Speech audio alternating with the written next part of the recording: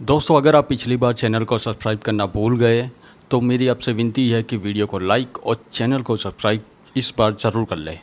आज का वीडियो बहुत ही मज़ेदार होने वाला है और ये सच है, क्योंकि जब आप इस वीडियो को पूरा देखेंगे तो आपको पता चल जाएगा। संसद में अभिषेक बनर्जी बजट पर चर्चा कर रहे थे। उन्होंने बातों बातों पर सरकार पर काफ़ी तीखे प्रहार किए। उनमें से एक बात जो उन्होंने कही वो काफ़ी वायरल हो गई थी, लेकिन उसे कहने के बाद वो खुद भी फंस गए थे। बुढ़ापा आता है, पेंशन और इलाज पे टैक्स, और मौत के बाद भी सर शोक सभा में अगरबत्ती जलाने के लिए भी परिवार को टैक्स देना पड़ता है। This summarises the budget. अब ये बात कहने पर वो फंस कैसे गए? तो जब निर्मला सीतारमण जी जवाब दे रही थी तभी बीच में गिरिराज सिंह ने एक बात कही और वो बात टीएमसी सांसदों को बहुत चुभ गई थी। माननीय मेंबर गिरिराज सिंह जी का बयान अभी उचित लग रहा है। शायद बंगाल में खटमनी सिंडिकेट ले रहा होगा डेस्क के ऊपर, उसके कारण वो बोल रहे हैं वो जीएसटी है। वो जीएसटी नहीं, टीएमसी का खट सिंडिकेट। यहाँ तक वीडियो देखने के बाद आपको पता चल गया होगा कि वीडियो काफ़ी मज़ेदार होने वाला है। तो अभिषेक बनर्जी की स्पीच और निर्मला सीतारमण जी की स्पीच, दोनों की स्पीच सुनने के बाद मुझे कमेंट में अपने विचार ज़रूर लिखिए। तो सबसे पहले सुनते अभिषेक बनर्जी क्या कहना चाहते हैं, सुनिए। Dr. Ambedkar warned us that democracy is not just institutions, it is a constitutional morality. Gandhiji taught us economics divorced from ethics is violence. Swami Vivekananda reminded us that a nation cannot rise by crushing the weakest. Well, this budget violates all three. In today's India, sir, tax does not follow income, tax follows life. आज के भारत में tax कमाई के पीछे नहीं, जिंदगी के पीछे है, चलता है sir. I will give you a small example. A baby is born, his milk and diapers are taxed. He grows, his education is taxed. He studies, his books, pencil and mobile data are taxed. He starts earning, his income is taxed. He saves for future, his savings are taxed. He spends to survive, his survival is taxed. He goes to work, his fuel is taxed. He falls sick, his illness is taxed. He grows old, pension and healthcare are also taxed. And Honorable Speaker, even after his death, the family still pays tax. बच्चा पैदा होता है, दूध और diaper पर tax, पढ़ाई शुरू होती है, शिक्षा पर टैक्स, किताबें, notebook, pen, pencil, mobile data सब पर टैक्स, कमाई शुरू होता है, इनकम पर टैक्स, सर बचत करता है, बचत के ऊपर टैक्स, जीने के लिए खर्च करता है, खर्च पे टैक्स, काम पर जाता है, पेट्रोल डीजल पर टैक्स, बीमार पड़ता है, इलाज और दवाई पर टैक्स, बुढ़ापा आता है, पेंशन और इलाज पे टैक्स, और मौत के बाद भी सर शोक सभा में अगरबत्ती जलाने के लिए भी परिवार को टैक्स देना पड़ता है। This summarises the budget. अब सुनते हैं कि निर्मला सीतारमण जी ने इस पर क्या जवाब दिया था, और इस जवाब को पूरा सुनने के बाद मुझे कमेंट में अपनी राय जरूर लिखिए, सुनिए। मैडम आप शांति से बैठो। Madam, honourable chair, honourable member Abhishek Banerjee ने 2 बार एक विषय जिक्र किया, मुझे बहुत दुख लगा। हम सबको दुख लगेगा। आदमी मरने के बाद भी जीएसटी है, अगरबत्ती चलाना हो तो भी जीएसटी है। ये बयान उनसे मैंने सुना और मुझे बहुत दुख लगा। जीएसटी फ्यूनरल सर्विसेज के ऊपर कभी नहीं था, जीरो। ये कटबंदी का बात कर रहे हैं, बंगाल में देते हैं।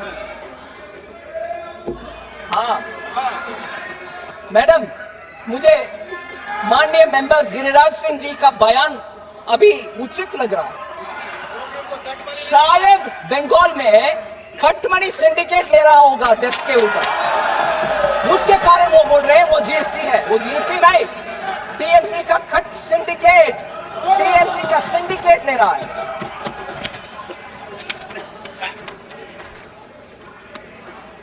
मैडम, एक और विषय,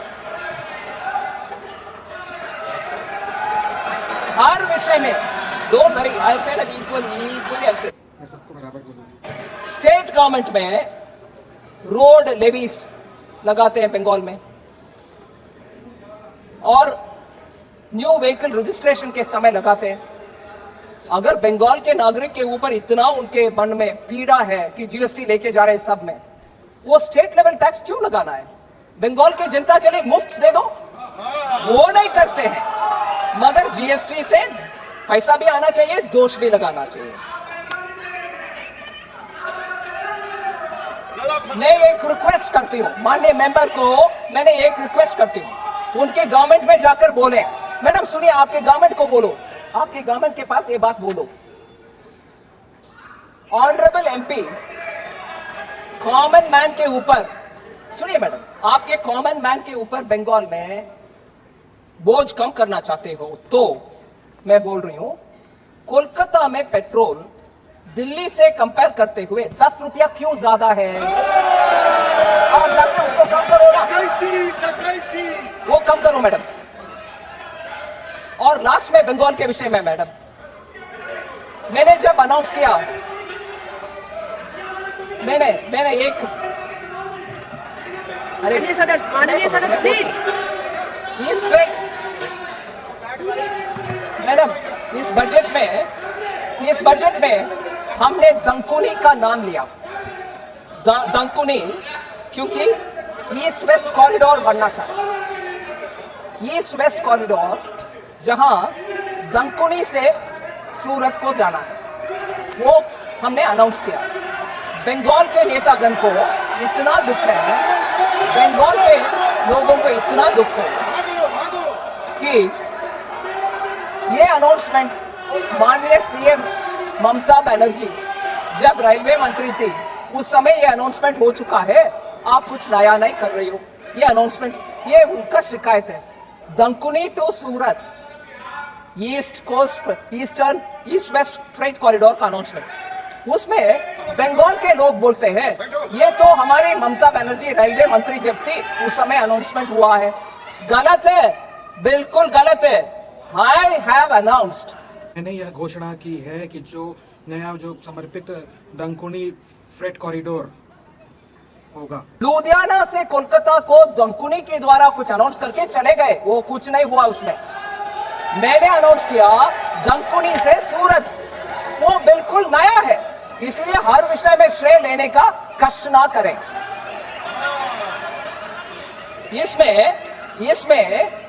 इसमें एक विषय में हाउस के ध्यान ले आना चाह रही हूं।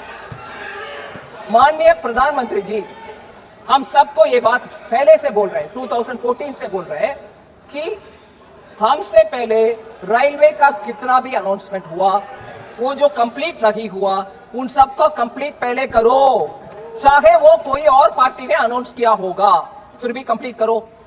तो दोस्तों, दोनों की स्पीच सुनने के बाद अपनी राय क्या है यह मुझे कमेंट में ज़रूर लिखिए।